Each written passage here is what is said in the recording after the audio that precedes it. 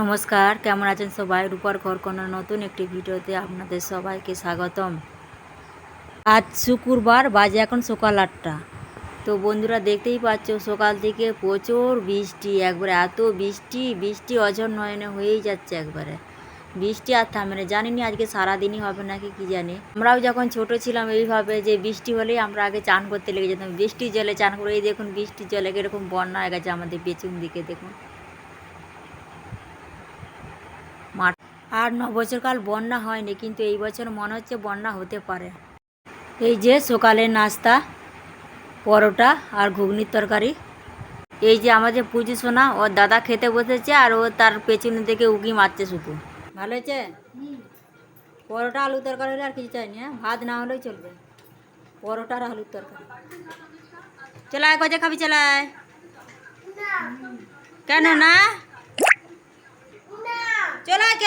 এই দেখো, আগেই যে 3টে আমি তোমাদেরকে ড্রাগন ফল দেখিয়েছিলাম, তো সেই ড্রাগন ফলের ফুল এসেছে। দেখুন বন্ধুরা, কত সুন্দর লাগছে ফুলগুলো, একবারে 3টেই একই রকমভাবে ফুটেছে। তো এইগুলো আবার রাতেবেলার মধ্যেই ফুটে, আবার সকালবেলা আবার আমনামনি জোড়ো হয়ে যায়। আবার এই ড্রাগন ফলগুলো মনে হবে কতকটা যে মানে সেই সূর্যমুখী ফুলের মতন নাকি, মানে সেই রকমই চওড়া চওড়া একবারে সেই ফুলগুলো হয়েছে, কত সুন্দর। তো এইদিকে আমি রান্নাটাও বসিয়ে দিয়েছি, আর সকাল থেকেই বুঝতে পারছো বৃষ্টি তো হয়েই যাচ্ছে, মানে বাজারে যেতে পারিনি। এবার বা ঘরেতে যা ছিল তাই ভাবছি তাই দিয়েই রান্না করে ফেলবো। তো পটল ছিল, বেগুন ছিল, আর শাক ছিল, চাঁপাটালের শাক ছিল, আর কুঁদরি ছিল। ভাবলুম একটা চচ্চড়ি করে ফেলি আর কুঁদরি ভাজা করে ফেলি, আর 2টো ডিম ভাজাও করব। একদম ভাত খাওয়ার কিছুক্ষণ আগে ডিম ভাজাটা করে নেবো।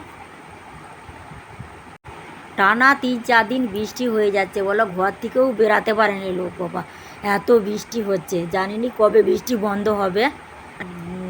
বর্ষায় পড়ে গেছে বললে হয়, কিন্তু এবার বন্যা হবে নাকি সেইটাই চিন্তা হবে না। এত বৃষ্টি হলে চারদিকে বন্যা তো হবেই আরামসে। এইদিকে জামা কাপড়ও শুকনো হয় না, আর ঘর দুয়ারে যেমন ভিজে স্যাঁত স্যাঁত করছে, আর যত পিঁমড়ে এদিক সেদিক পিঁমড়েগুলো ছুটাছুটি করছে একবারে যেমন।